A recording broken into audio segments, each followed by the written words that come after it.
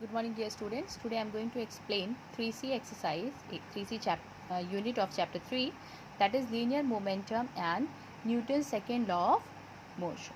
Okay. In our common experience, we have seen that if the two bodies of different masses are moving with the same velocity, then the body which has more mass requires more force to change its state. Similarly, if the two bodies of same mass are moving with a different velocity, then the body which has the more velocity requires more force to change its state. Okay? It means that the force depends on the force requires to change the state of the body depends on the two factors, that is its mass and its velocity. Okay? This is called the momentum. Momentum is represented by the letter P. Linear momentum is the product of mass and velocity. Linear momentum is the product of mass and velocity. It is the vector quantity. So, it requires direction for its complete explanation. Its unit is kilogram meter per second. Its SI unit is kilogram meter per second and the CGS unit is gram centimeter per second. Okay, this is the SI unit, this is the CGS unit. Next we have the change in momentum. Change in momentum, as we all know that mass is the constant quantity. It never changes. It means that only the velocity can be changed.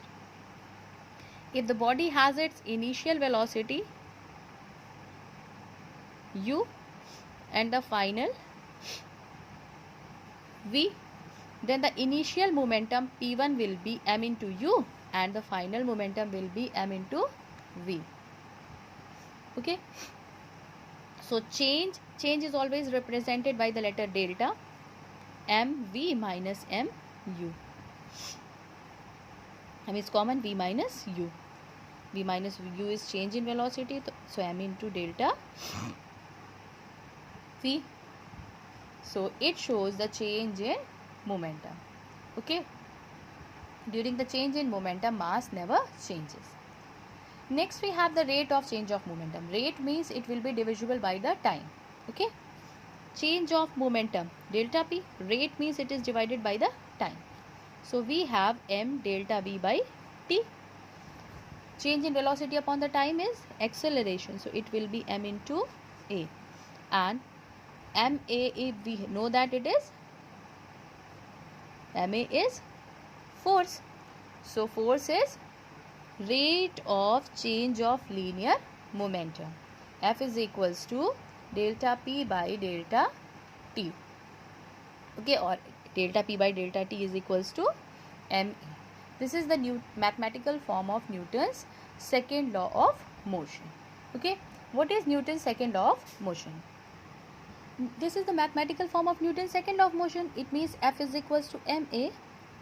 It shows that force is directly proportional to the mass and force is directly proportional to the acceleration.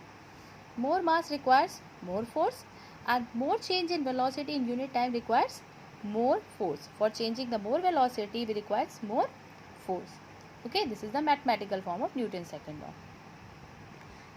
According to the Newton's second law, the rate of change of momentum is directly proportional to, this is ma, the rate of change of linear momentum is directly proportional to the force applied on it, and change in momentum takes place in the direction in which the force is applied. According to the Newton's second law of motion, rate of change of linear momentum is directly proportional to the force applied and change in momentum takes place in the direction in which the force is applied, because it is a vector quantity.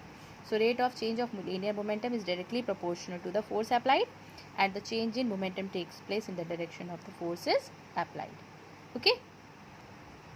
Next we have to obtain Newton's first law of motion from the second law.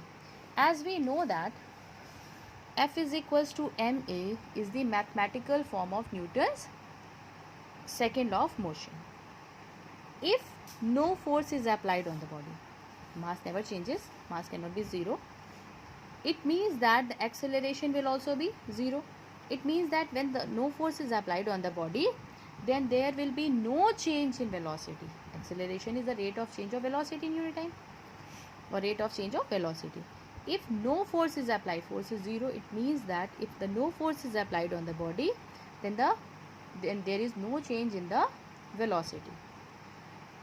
Which is the Newton's first law of motion? If the force is zero, zero means no force, no change in velocity. Okay, it shows that when no force is applied on the body, then there is no change in the velocity. It means that if the body is in a state of rest, it remains in rest. If it is in state of motion, it remains in motion with the same velocity, unless an external force is applied on it. This is the Newton's first law of motion. If the body is in a state of rest, it remains in rest. If the body is in a state of motion, it remains in motion unless an external force is applied on it.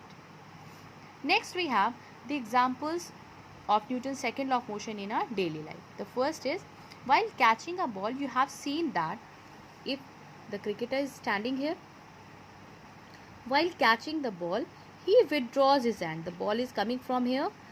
He withdraws his hand. Why he withdraws his hand? Because we know that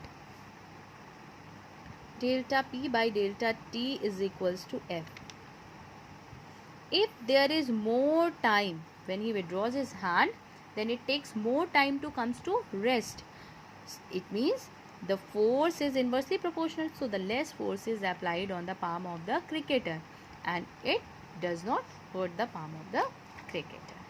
Okay, athlete often lands on the sand because it takes more time. When there is more time, then less force will be applied. So these are the common example of Newton's second law of motion in our daily life. Okay, so all of you revise this chapter. If you have any queries, then ask. Thank you.